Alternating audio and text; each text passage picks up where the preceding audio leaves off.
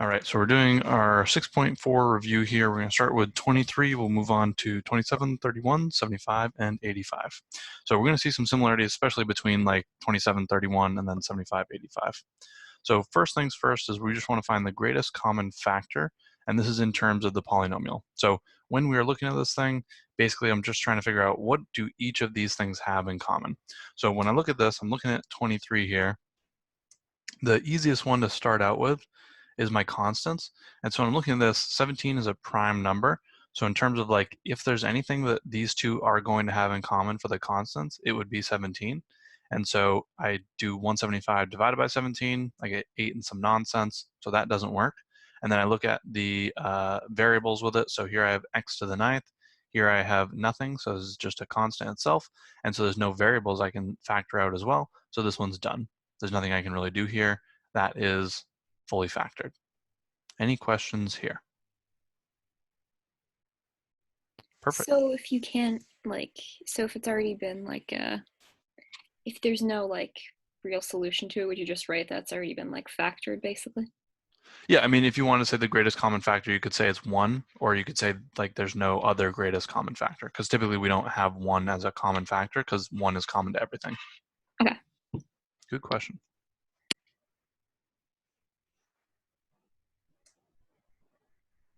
Looking at 27 here, so we're trying to match the polynomial with its factorization. So what we're going to do is we're just going to factor this thing. So as I look at this one here, I want to think of how would I factor this. So maybe I have a common factor to all of this, and that's where I'm going to start. So does this have a greatest common factor? Here I have a constant of 3, 11, and 6. So there's nothing common between those. Oh well.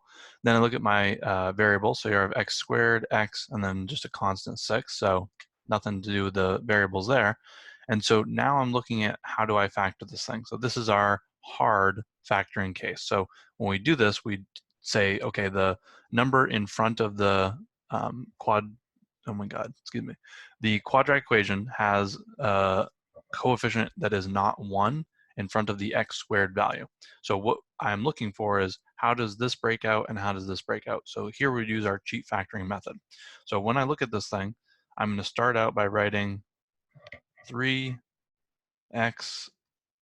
and 3x, and since I am borrowing, I need to divide it all by 3. I'm going to do the product of 3 and 6, which is 18.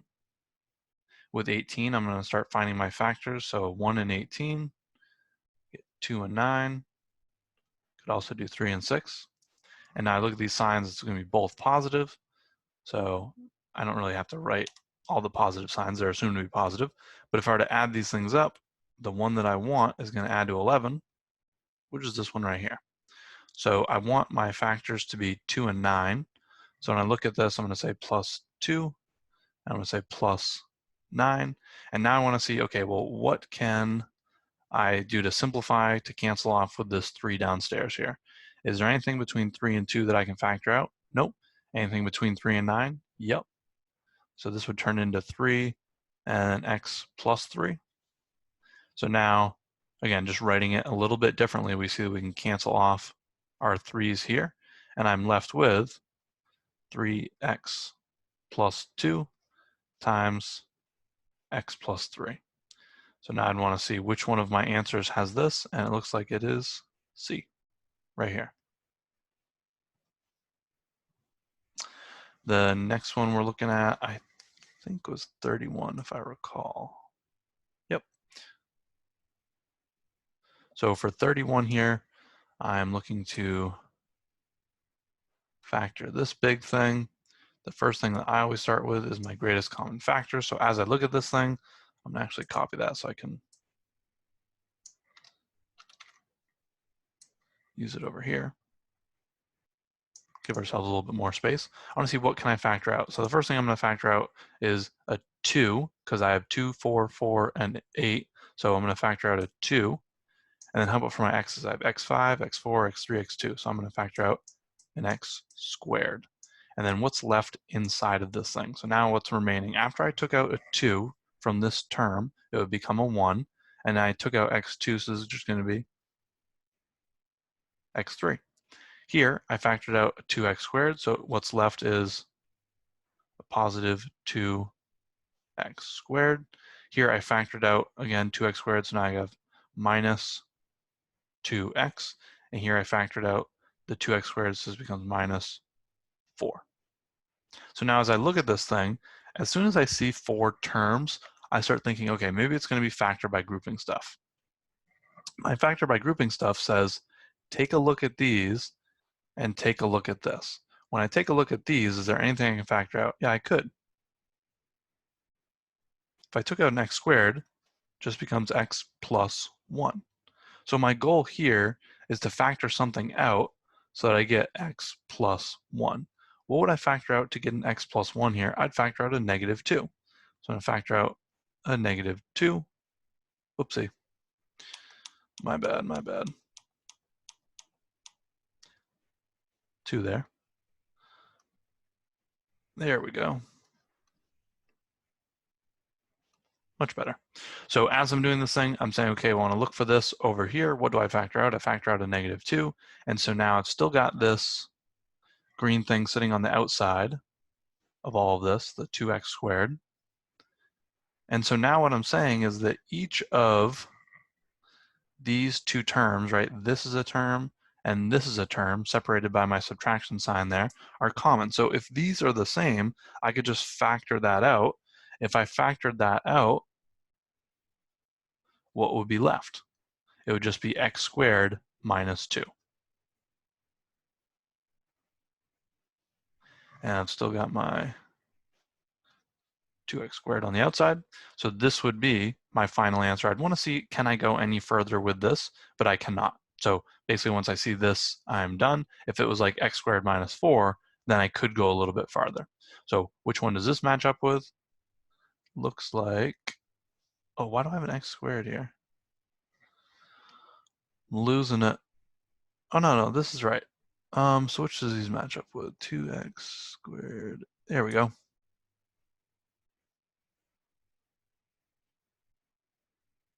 Perfect. So that is from this one here. That goes with 31. Any questions on that one? It doesn't matter that they're written in a different order. So all my multiplication being commutative, I can take these chunks and just swap them around. I don't want to swap around the stuff inside. But like if I wanted to write this like this, that'd be fine. Same thing. Any questions here? Cool. Let's see what's next. 75. 75 and then 85. So here we are going to be solving these things. In order to solve them, I want to first factor them.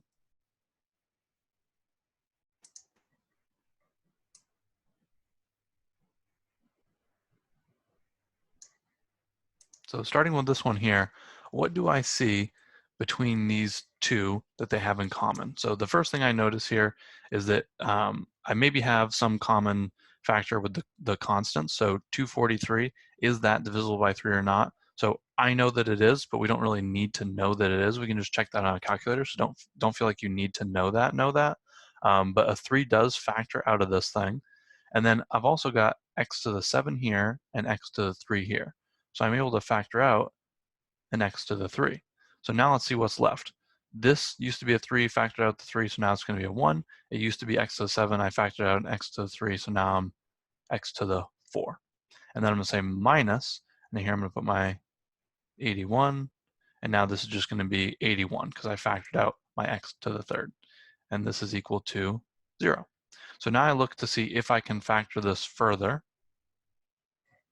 This to me looks like a square minus a square. So I'm just going to rewrite this as an intermediate step just so people can see what I'm talking about. So if I wanted to rewrite this like that, hopefully it's a little bit easier now to see our difference of two squares.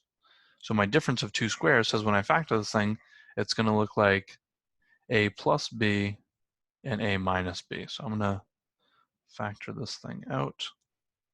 So it's going to be x squared plus 9 and x squared minus 9.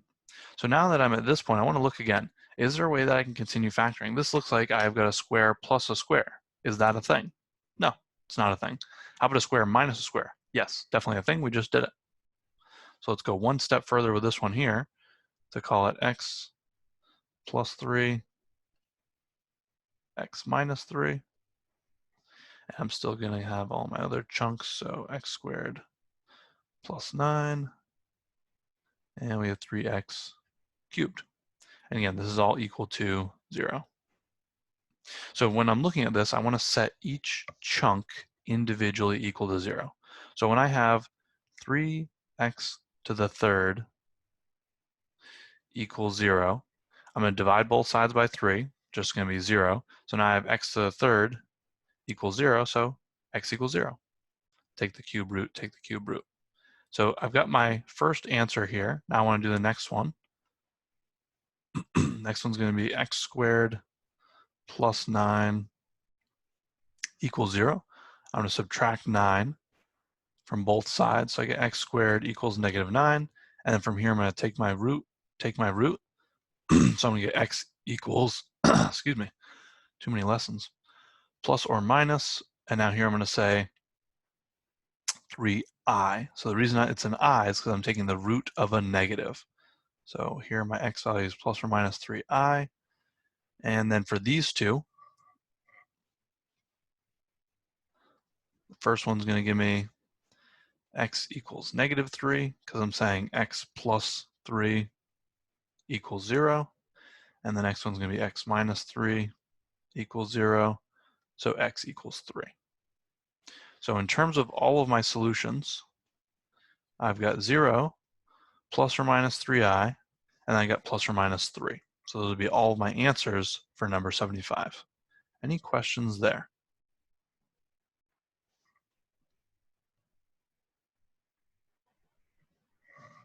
Perfect, perfect.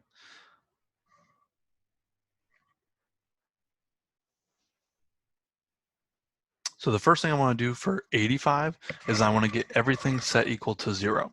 To set everything equal to 0 here, I'm going to add 16x to both sides.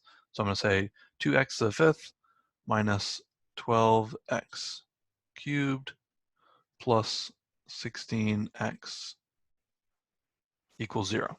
And now I want to see, is there anything that I can factor out here? It looks like there is. So it looks like everything has a 2 in it. And also looks like everything has x to the first. So 5, 3, and 1. So I'll take out the 1. What's left here is just x to the 4 minus 6 x squared. And here I have plus 8. So this may look a little bit difficult to factor.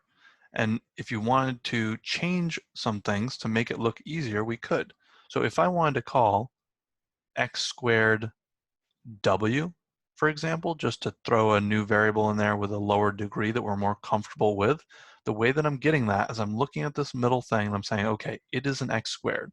I'm looking at the first thing, I'm saying it is an x4. And I'm looking at this and it's a constant. So basically, anytime that I've got this is some, even degree, say this was 10, the middle one would be 5. If this was 20, the middle one would be 10. And then we got 1 over here, or excuse me, 0 over here. So as I look at this thing, I'm just going to rewrite it as w squared minus 6w plus 8. Now the reason I'm doing this, again, just to make it look a little bit easier for me, you don't have to. If I were doing this though, we should be able to see that this thing is going to factor. 8 splits into 2 and 4. They're both going to be negative. So I would get my, w minus 2, w minus 4. And now I'm just going to swap out my w's for what they actually were, my x's. So now I'm going to jump back into this thing, calling it 2x. And here I'm going to say x squared minus 2. And I'm going to say x squared minus 4. So now I want to take a look at this thing. Is there any further I can go with this? No, not really. It's pretty much done. If it was a square minus a square, then I could. And that's what we see here. So I'm going to take this one step further. So my final answer here would be 2x, well, not final answer, but final factored form, minus 2, x plus 2, x minus 2, and this whole thing is set equal to 0. So a little squish there. Each of these chunks is now going to be set equal to 0. For the first one, we're just going to get x is 0. So that's from this one here. The next one is that we're going to get x's plus or minus the square root of 2. I would add 2 to both sides and then take the square root. So there's 2 more answers right there. The next one here, I would get x is equal to negative 2. And then for this one here, I get x is equal to positive 2. So again, setting each of these pieces equal to 0. Any questions here? Perfect. Well, that's a wrap on this. Let me pause this recording here. Oops.